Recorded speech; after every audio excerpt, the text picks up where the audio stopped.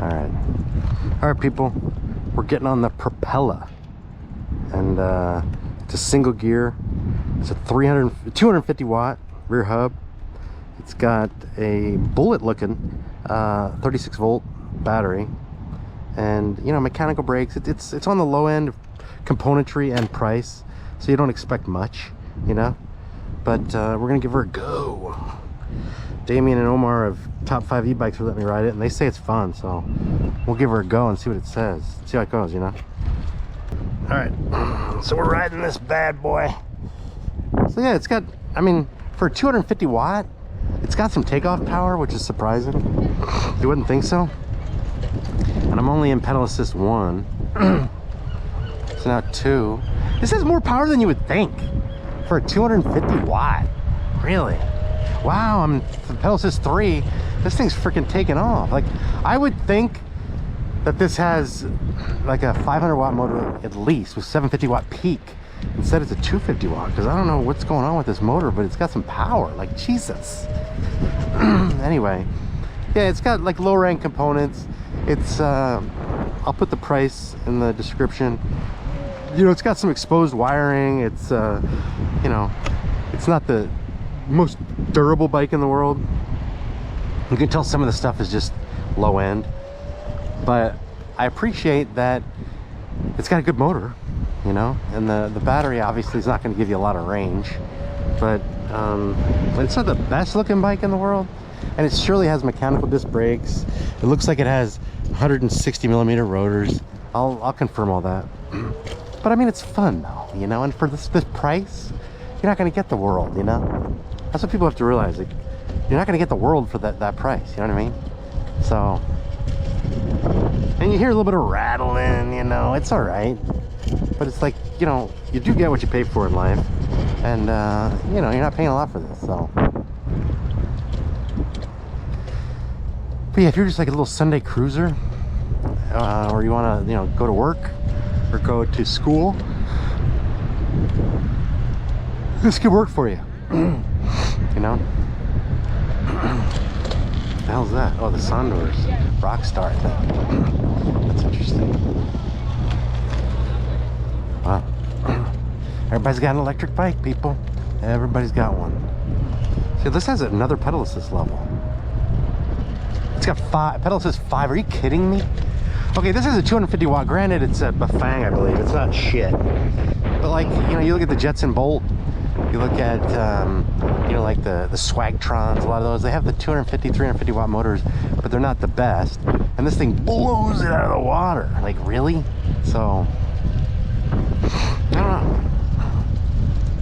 I like it. I'm a fan. I'm a fan of power. Power and, you know, speed. That's what I'm a fan of. And I hate bikes that don't have the like, they have like, you know, snail pace takeoff capability. This thing kind of takes off on you, and you know, I can't imagine it has a lot of hill climbing capability, but it definitely has, you know, some takeoff on it, you know. Like, you put in pedal assist 1 and you're like, wow. Then you go for 3, 4, 5 and you're like, Jesus Christ. I'm in pedal assist 5 and I'm barely pedaling, and this thing's just taking off on me. I'm air pedaling right now, and I'm at 12, 13, you know what I mean? So it's like, for a commuter bike or for a student who doesn't have a lot of money, this could be pretty good, you know? Now, while I'm riding this, Omar, I think, and Damien just did, they're riding my V-Volt Sirius, which is like 3,000 bucks, and it's very high end, and it's got 250 watt mid drive, and it's got belt drive, and it's got internal gearing, you know. So but it looks like this one, like kind of like styling, but it just blows this out of the water. Like, that's a bazooka, and this is a BB gun, you know what I mean? So it's like, I mean, I'm not kidding myself, but you're getting what you pay for. But this also feels like it probably wouldn't last long. You know, it just feels like you'd have to really baby it. You couldn't really be aggressive in any way. You have to be really careful putting it in your car or in your apartment. You don't bang it, because you could break shit, you know. So this is one of those where it's not going to last but maybe a year, but you're going to get a lot of fun out of it, and you'll get your money's worth. But I will say, having ridden the Rad Mission, which is a similar looking bike. It definitely has more power than the Rad Mission. I like the look of the Rad Mission better. I like the look of the battery on the Rad Mission better. I like the overall look of the bike on the Rad Mission better. Rad Mission is a little more comfortable. The Rad Mission has some gearing, but it is kind of high-end gearing, so it's kind of hard to take off with pedal assist. This one is just one gear, but it definitely has some quick takeoff, you know? So let's say you have a 9-speed bike. This would be like gear 7. It's pretty high-end. So like right now, I'm at a dead stop and it's like really hard to freaking pedal. Like really hard. You know, like wow. So yeah, you've got one gear, but it's a high gear. So you aren't gonna be climbing any hills. It's really kind of hard even from just a flat dead stop to get moving. And this does have more legroom than the Rad Mission actually. So I'm not like comparing, but just, it's like you've ridden enough bikes. This is my 53rd bike I've ridden, electric bike, and you just start like seeing parallels and comparisons, and you know, things just start in your head. Like I was riding the Rad City Plus, which is a very nice bike, and it felt like the Rad Wagon. So I compared the two, you know? So that's all I can do, people. I can just tell you what I see and what I feel and what, you know, is happening in the brain. You know what I mean? So this is kind of a fun little bike. So I like the size of it. You know, it's not, the Rad Mission was just a little small. I think it was for maybe, I'm 6 foot, it's for somebody a little shorter. This one, I mean, you could be 6'2" and ride this, not bad. Granted, the handlebars are gonna be a little low for you, but it's not bad, you know?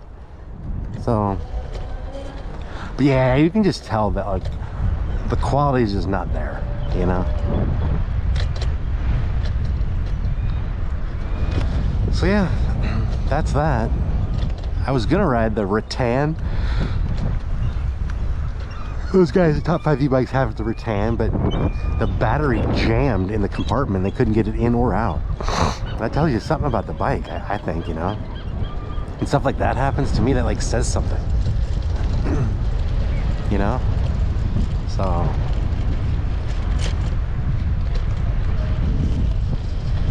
should I pop a wheelie on this? Here, I'm gonna do the no-hand test. Ready? Isn't that cool? I did the no-hand test. Not bad. See, when you ride a fat tire bike, the bike just is so stable, you know? And the no-hand test is so easy. This one, you know, it's got such narrow little tires, but, you know, I think because they're narrow, it's good on a bike that's a single speed fixie, because you get more speed that way, you know? And you're not getting the speed from all the components, but it helps. You know, it helps give you speed. Those fat tires have so much friction that they kind of slow you down, you know? What do you think? I think it's unfair that I rode the Adventure first, you know? It's just, if I had ridden this first, you'd be like, cool bike. A little more excited about it. But you're like, it's cheaper. Yeah. It doesn't feel as sturdy. Yeah. It doesn't feel as dialed in. It's not as powerful. Same price. Feels a little rattly. Doesn't it? Noisy. See, that's what I mean. That's what I mean by dialed in. Yeah. The Adventure is just like, it's just a solid machine. Even though that bike is so cheap, it's just a clean bike. There's not. It is, and it actually has way more power than I thought. Yeah. For 200, are you sure it's only 250 watt? 250 watt nominal, 400. It feels like 700 peak. It really does. It does.